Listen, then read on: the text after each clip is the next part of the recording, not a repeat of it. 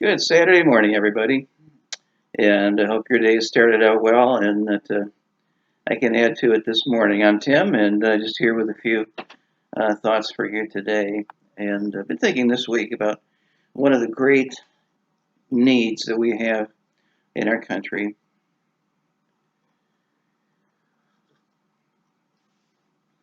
We need men, we need dads.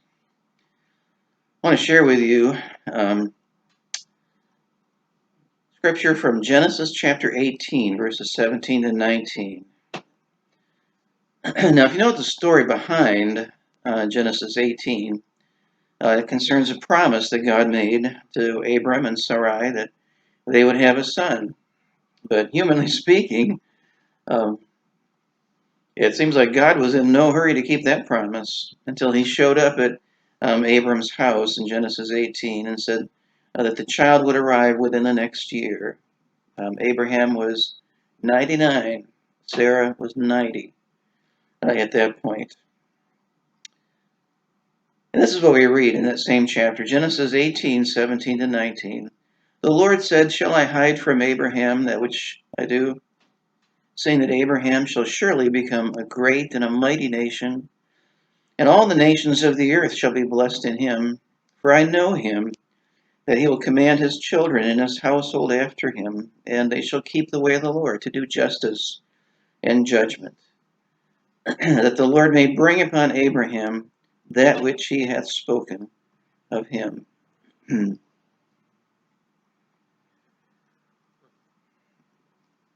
I'll say it again.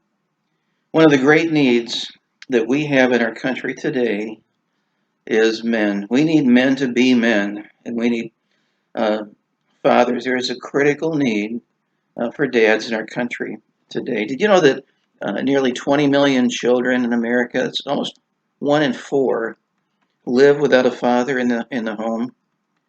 And sadly, uh, kids in this situation face some unique challenges. Statistically, they're more likely to grow up without um, financial stability in their home. They're more likely to drop out of school. Boys from fatherless homes are more likely to be involved in a violent crime. Girls are more likely to become pregnant as teenagers. 71% of all high school dropouts come from homes with absent fathers. 85% of all youth in prison come from fatherless homes. 90% of all homeless and runaway children come from fatherless environments. And sadly, 70% of teen suicides occur in homes where dad is not there. Some researchers long ago, this is not recent research, but researchers Lampeck and Chernoff and Levine found 3 traits that act as the foundation for a nurturing father and child relationship. And can I share those with you this morning? One of those is engagement.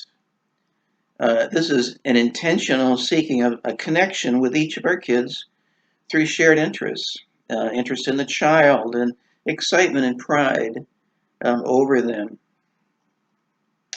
And engagement is entering in with a child without their prompt. There are a number of ways you can do that. When our kids were growing up, I had 4 kids, 2 boys and 2 girls.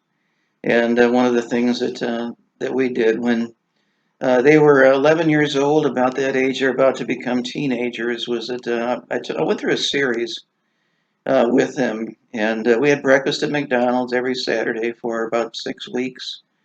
It's about what this takes.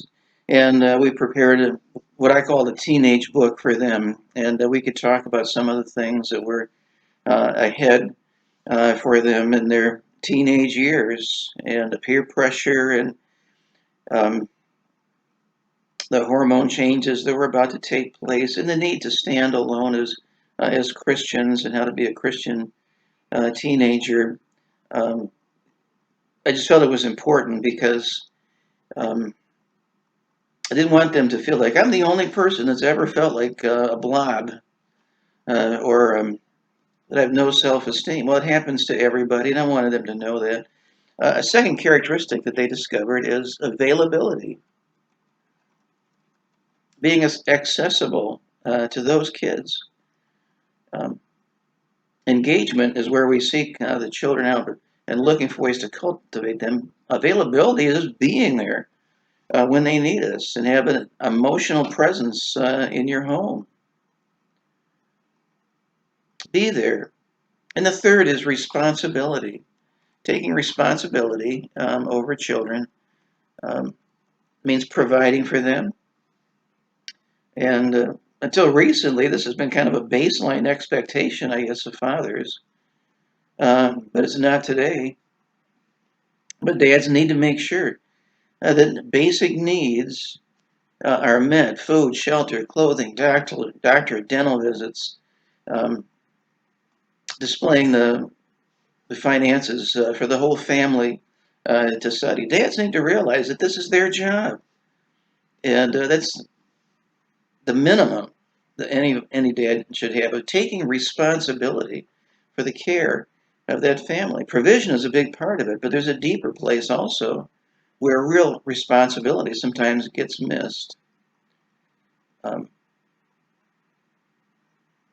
it's this: accepting responsibility for deficiencies or neglect that were within our control as fathers.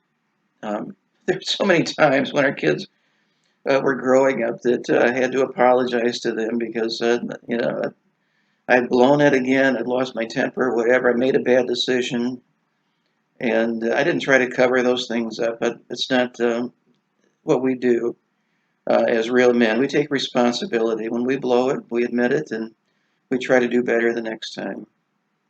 Well, God could trust Abraham with the promises and with the covenant that he gave him because he knew that there was a man who would faithfully nurture the miracle child that was going to be entrusted to him.